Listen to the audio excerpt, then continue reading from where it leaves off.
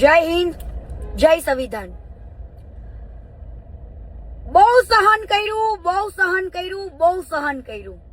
આજે હું તમારા સમક્ષ આવી છું ને તો એક દિલની વાત કરવા માટે આવી છું કે તમને શું લાગે છે, હું આજે પણ છાતી ઠોકીને કહું છું કે હું જેલ કાપી નહીં 3 મહિના, ઈ પણ વગર કારણસર નિર્દોષ છું। એની અંદર પણ એ કેસ પણ મારા ઉપર ખોટો, હજુ છાતી ઠોકીને કહું છું, સાબિત હવે કોર્ટ કરશે, બરાબર।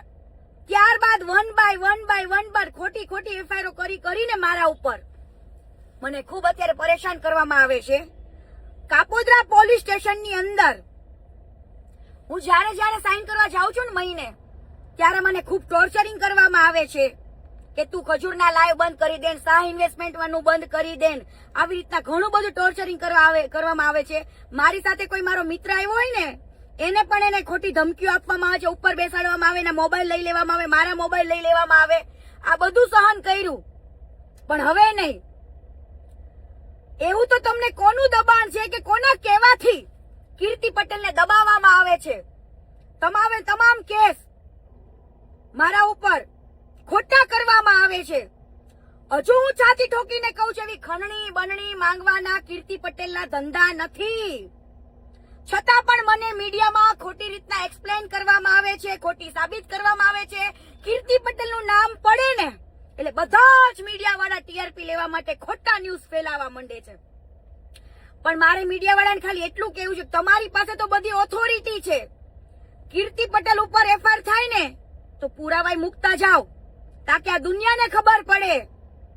અને હું દુનિયાને કહું છું, માર્કેટમાં બધા વ્યક્તિઓને કહું છું જોનારા, કે મીડિયા બોલે ને એ ક્યારેય સાચું નથી હોતું।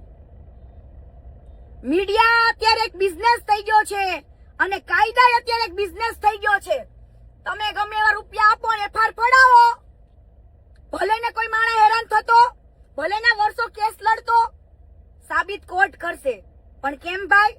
વગર કારણોસર એક કાયમ એવો ગુનો નથી કર્યો, છતાં પણ અમારે એવી જેલો કાપવાની ધમકાવવામાં આવે છે। કઈ પણ બોલી એટલે ખજૂરના લાઈવ બંધ કરે, એનો મતલબ એમ કે તમને આ બધું પોલીસ સ્ટેશન ની અંદર એવા કોઈ પૈસા આપે છે ખજૂર મને દબાણ કરવાના, કીર્તિ પટેલને હેરાન કરવાના? એક કામ કરો, મારા ઉપર ખોટી એફઆઈઆર ફાડવાનું બંધ કરો અને કીર્તિ પટેલને બોલાવી લ્યો અને લટકાવી દો ફાંસીએ, અને આપી દો કાં તો જીવતા સમાધિ। કીર્તિ પટેલ